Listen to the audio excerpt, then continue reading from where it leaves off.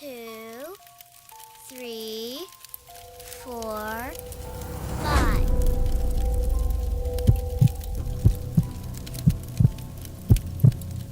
I was 15 when it happened.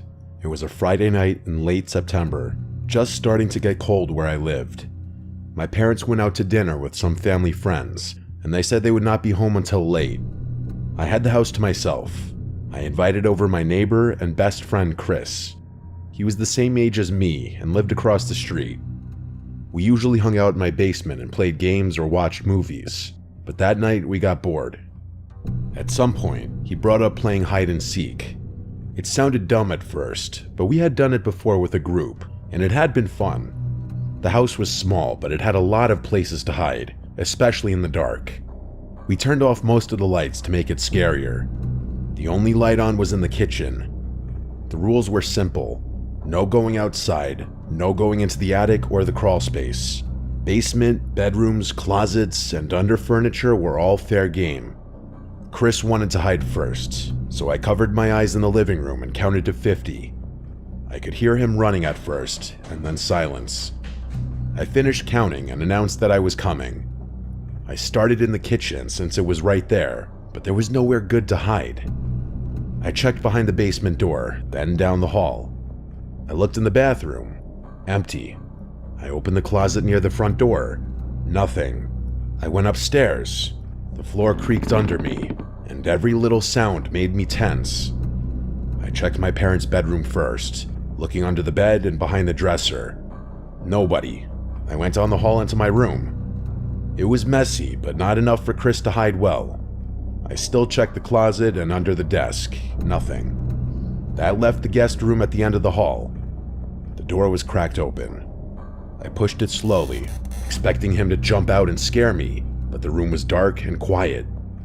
I stepped inside and scanned around. I bent down to look under the bed. Nothing. I opened the closet door. Empty. At that point, I thought maybe he was in the basement, so I went back downstairs. I checked behind the laundry machines and in the storage space under the stairs. I was about to give up when I finally found him curled up behind some boxes. He laughed and asked how long it had taken me. I told him way too long. Then we switched. He counted and I hid. I went upstairs and slid under the guest bed, pulling the bed skirt down to cover me. My heart raced while I lay there in the dark. I heard him come upstairs a few minutes later, his footsteps slow and heavy on the floor. He opened the bathroom door first, then he stepped into my parents' room. After a while, the footsteps came down the hall toward where I was. I could hear him breathing as he walked into the guest room. He stopped near the bed. I held my breath. His shoes shuffled against the carpet. Then silence. A long silence. I thought he had figured it out and was about to yank up the bed skirt, but instead, he walked out. I lay there a few more minutes, waiting to hear him call that I had won, but the house stayed too quiet. Finally, I crawled out. I went downstairs expecting to find him on the couch, but he wasn't there. I called out that the game was over.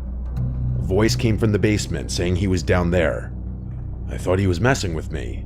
I walked to the basement door, opened it, and shouted down the stairs. He shouted back that he was still looking for me, and he asked where I was hiding. That made my stomach twist. I told him I was out now and standing in the kitchen. A second later, I heard him coming up the stairs. He stepped into the light and looked confused. He asked how I had gotten upstairs so fast. I told him I had been under the guest bed the whole time.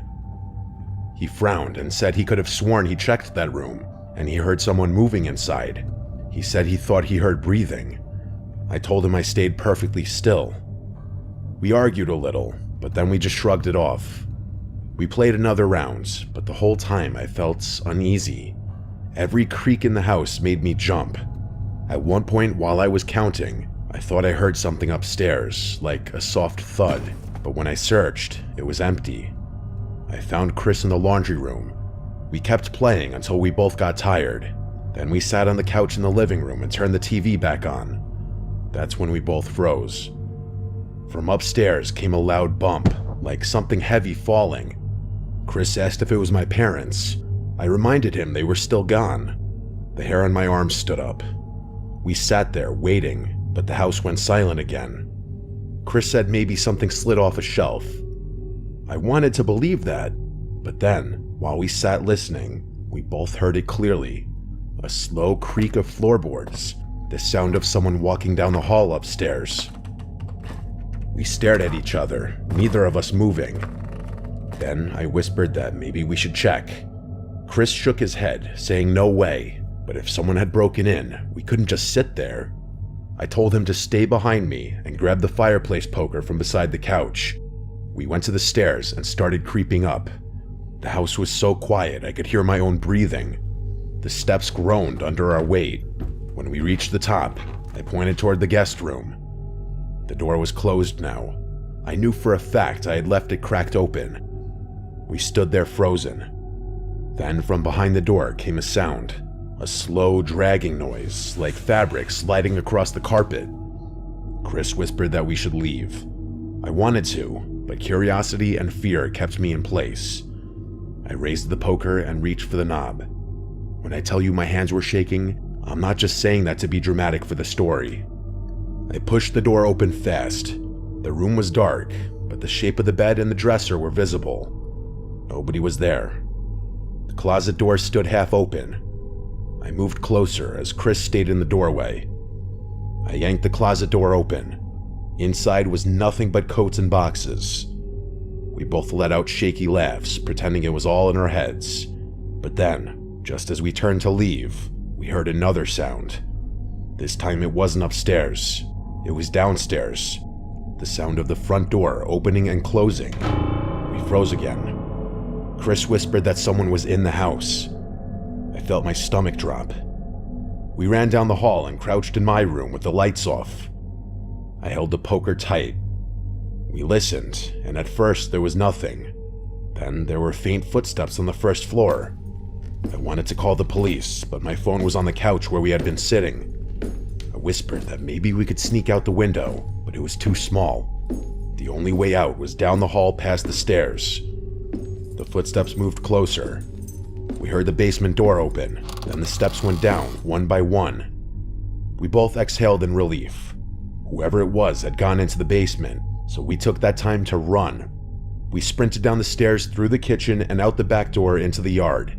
We didn't stop until we reached Chris's house across the street. His parents were home, and when we told them what happened, they called the police. The officers searched my house from top to bottom. They found nothing. No signs of forced entry or anyone hiding in the basement. They told us it was probably just the house settling, or our imagination running wild while we played. But Chris and I both knew what we heard. We knew someone had been inside. For weeks after, I couldn't sleep well. Every creak made me think someone was in the hallway. That was the last time I played hide and seek ever. We're too old for it anyway. Chris and I never talked much about it again, but sometimes when we look at each other, I can tell we're both remembering that night. The night hide and seek turned into something else. Even now, years later, I still think about the sound of the closet door, the dragging noise in the carpet, and the footsteps on the first floor. We never found out who it was. Maybe a burglar who realized we were still home. Maybe someone who slipped out when we ran. All I know is that playing hide and seek that night showed us just how scary it is to realize you aren't alone in your own house.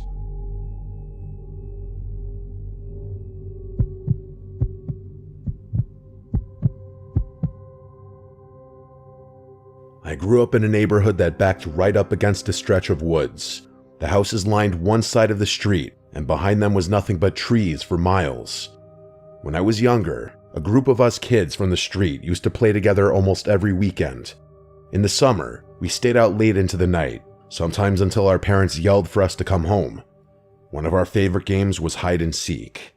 We usually played in the backyards and into the edge of the woods. It was fun during the day, but at night it was different.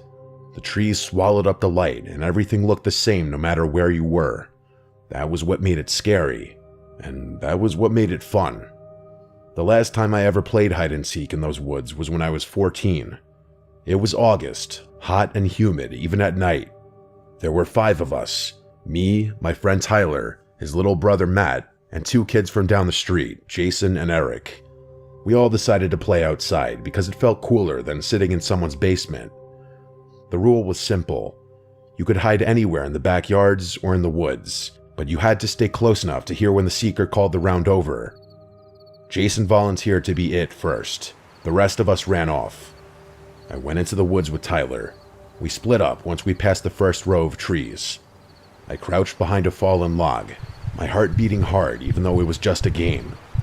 I could hear Jason shouting numbers back in the yard, his voice echoing through the night. When he finished, everything went quiet. Crickets buzzed around me and the leaves rustled in the wind. I stayed low and still. After a while, I heard footsteps in the leaves. They were moving between the trees. I thought it was Jason. I held my breath and waited for him to pass. The footsteps stopped not far from me. Whoever it was stood there. I waited for them to call out or move again, but they didn't. I felt my skin prickle. I almost whispered to ask who it was, but then I remembered the rules. If I gave myself away, I would lose, so I stayed still. Finally, the steps started again. They crunched through the leaves, moving deeper into the woods. I listened until I couldn't hear them anymore. I peeked over the log, but it was too dark to see far. The moonlight only lit up the tops of the trees. I stayed hidden a few more minutes before I got tired of waiting. I crawled out and started creeping back toward the yards. As I walked, I heard Jason calling that the round was over and everyone should come out. I hurried back and found the others already in the yard. Jason had found Tyler and Eric, but not me or Matt. Matt came running out of the woods a minute later, covered in dirt. He laughed and said nobody would have found him. I told them that I had been behind the log and almost got caught when Jason walked right past me, but Jason looked confused. He said he never went that far into the woods. He said he only circled near the first trees and then found Tyler crouched by a fence. I squinted my eyes in confusion and then asked who it was that walked by me, but everyone just shrugged. We brushed it off and kept playing. The next round, I was seeker. I counted loud against a tree while the others scattered. When I finished, I searched the yards first. I found Eric hiding behind a shed and Tyler in the bushes. Then I went into the woods to look for Jason and Matt. The woods were quiet except for the bugs. My flashlight beam swung through the trees. I listened carefully, trying to catch movement. After a while, I spotted Matt crouched near a tree trunk. I shouted that I had him, and he ran back laughing. That left Jason. I searched deeper, calling out that I was coming. That was when I heard it again, the footsteps. The slow, heavy footsteps moving in the dark. They came from just ahead of me. I shined the flashlight that way, but the trees were thick. I walked slowly, trying not to make noise. The footsteps stopped. I waited. Now, admittedly, I was getting a little nervous. Then I heard Jason call from behind me that the round was over. I spun around. He was already walking back to the yard. Confused, I asked if he had just been ahead of me. He said no. He had been hiding closer to the house the whole time. I felt my stomach twist. Twice now I had heard someone moving through the woods who wasn't one of us. I told myself it was probably an animal, but the steps had sounded human. Too heavy to be a raccoon or a fox, even a deer. We played a few more rounds. Every time I hid, I couldn't shake the feeling that someone else was out there. I kept hearing faint noises in the trees, branches snapping, leaves crunching. At one point, I even thought I saw a shadow move between the trees. But when I aimed my flashlight, it was gone. The others didn't notice anything. They just kept laughing and running. I tried to act normal, but I couldn't shake the nervous pit in my stomach. The last round of the night, Jason wanted to hide in the woods again. We all split up like before. I didn't want to go too far, so I stayed near the edge. I crouched low in the tall grass. I could see the faint glow of the porch lights through the trees. I heard Jason's faint voice in the distance counting. When he was done, there was once again silence. After a few minutes, I heard something that froze me in place. It was whispering. A low voice, too soft to make out the words, but it was close. My whole body tensed up. I peeked over the grass, but the woods were empty. I listened hard, but the whispering had stopped. A moment later, I heard footsteps again. They moved past me and into the trees. I lay trembling. That was when Jason called that the game was over. Everyone else came out, laughing and brushing dirt off themselves. I walked back slowly, my heart still racing. I told them I had heard someone whispering, but they all just laughed and said I was trying to scare them. I didn't argue, but I knew what I heard.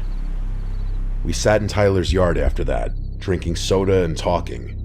That was when Matt asked if anyone else had noticed the man. We all stopped and looked at him. He said while he was hiding, he thought he saw a tall man standing in the woods. He said the man didn't move, just stood there watching. Jason told him he was crazy. Eric laughed it off, but I felt sick because I believed him. We ended the night soon after. Everyone went home. I lay in bed that night, staring at my ceiling, unable to sleep. I kept hearing the whispering in my head, the slow crunch of footsteps in the leaves. I never played hide and seek in the woods again. Even now, years later, whenever I hear leaves crunch underfoot in the dark, I think back to that night. I think about that man that Matt said he saw. I think about the footsteps that weren't Jason's, and the whisper that I still can't explain. Maybe it was a stranger passing through. Maybe it was someone who lived out there. All I know is that when you hide in the dark woods, you never really know who else is hiding with you.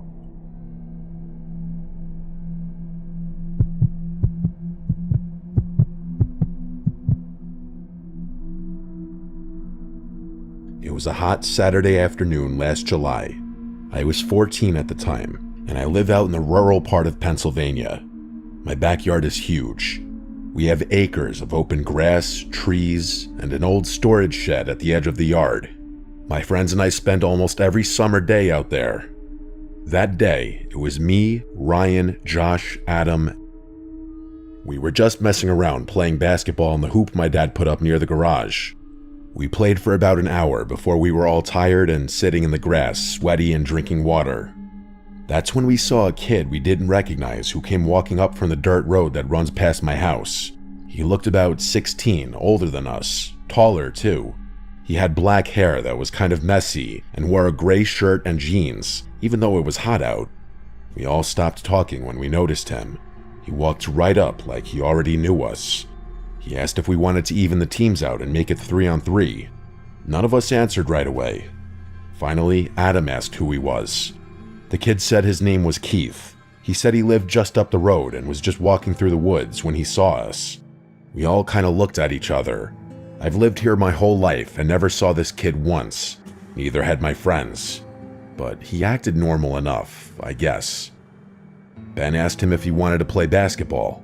Keith shook his head and suggested we play manhunt instead. He said my yard was perfect for it since there were so many spots to hide. In the moment, I don't think any of us gave that comment a second thought, but in hindsight, that should have been a red flag. How would this kid know anything about my property? We all agreed to play. It sounded more fun than standing around in the heat.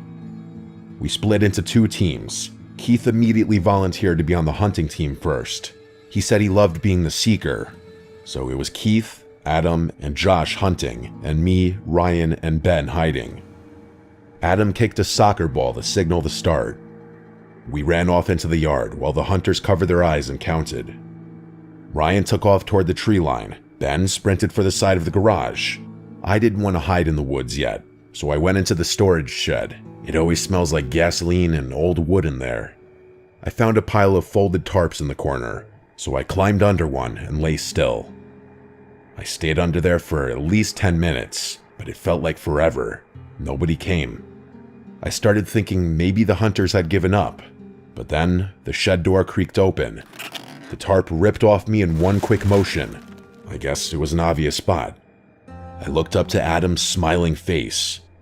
We both walked back to the patio. A few minutes later, Ben showed up. He'd been caught too. Eventually, Adam and Josh walked back. We all stood around drinking water, but Keith wasn't there. At first, nobody said anything. Then Josh asked where Keith went. None of us knew. We waited another 10 minutes, thinking he'd come walking back any second, but he never did. Adam finally shrugged and said maybe he was just some weird kid and left. The rest of us agreed, even though it felt strange that he would just disappear without saying anything. When the others left around sunset, I went inside. That's when I noticed something odd near my bedroom window. On the grass was this piece of rope. It was weathered and dirty, like it had been outside for months, but I know it hadn't been there earlier. I picked it up and tossed it aside, but it stuck in my head. The first thought I had was Keith. I told myself I was overthinking, but later that evening, I couldn't stop wondering if he'd gone inside the house while we were distracted. My dad usually leaves one of the side doors unlocked during the day. I went room by room, checking closets and under beds. Nothing. That night, I got ready for bed around 11. I laid there for maybe an hour scrolling on my phone when I heard something. Soft footsteps outside my door. I froze. My dad sometimes gets up at night to use the bathroom, but he always coughs or clears his throat. This was quiet. Too quiet. I called out for my dad. No answer. I sat up with my pulse racing. The footsteps stopped right outside my door. I finally got up and locked it. I stood there, staring at the handle, waiting. After about 30 seconds, I heard the front door shut.